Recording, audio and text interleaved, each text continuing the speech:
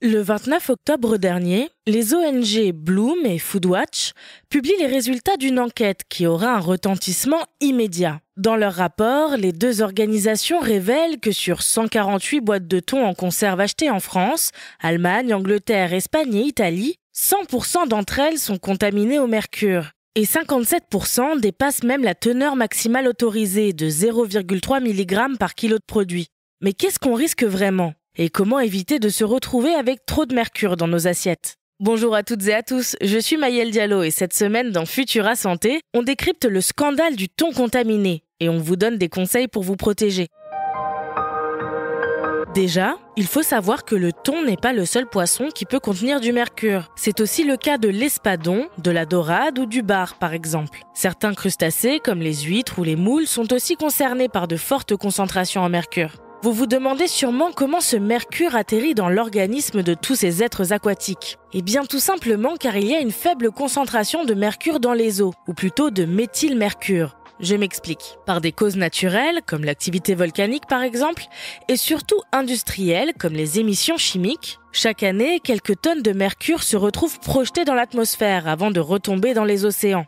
Au contact des bactéries présentes dans l'eau, le mercure subit une réaction chimique et devient du méthylmercure. C'est ce composé qui se retrouve dans la chair des poissons. Et malgré le fait qu'il n'y ait qu'une faible concentration de méthylmercure dans les eaux, c'est un composé dit bioamplifiable. C'est-à-dire que sa concentration dans un organisme augmente au fil de la chaîne alimentaire. En bref, en ingurgitant un tas de petits poissons légèrement contaminés par le méthylmercure, un super prédateur comme le thon se retrouve, lui, fortement contaminé. Et forcément, si on consomme la chair d'un thon contaminé, ce composé toxique se retrouve dans notre propre organisme. Mais qu'est-ce qu'on risque ? Eh bien, c'est surtout au niveau du système nerveux que ça se passe. Une exposition prolongée au mercure ou à un dérivé comme le méthylmercure peut provoquer, entre autres, des effets neuromusculaires, des maux de tête, des dysfonctionnements moteurs et cognitifs. Pendant la grossesse, on recommande de limiter la consommation de poissons prédateurs comme le thon, car les fœtus sont particulièrement sensibles au mercure, ce qui peut affecter leur développement. Les jeunes enfants sont également plus à risque. Chez les adultes, au-delà du système nerveux, l'immunité, le système reproducteur ou digestif, et même les reins et le cœur peuvent aussi être touchés.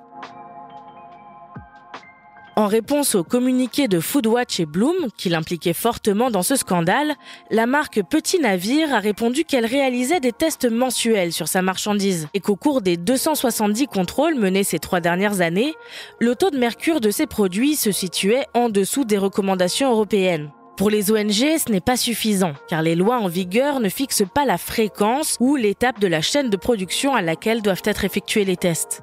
Et alors, que faire de ces informations contradictoires ? Eh bien, rappelez-vous surtout que ce n'est pas parce que vous consommez du thon en conserve régulièrement que vous allez développer des problèmes de santé. D'après l'Agence nationale de sécurité sanitaire de l'alimentation, de l'environnement et du travail, il suffit de s'en tenir à ces recommandations et ne manger de poisson que 2 fois par semaine, en diversifiant les espèces.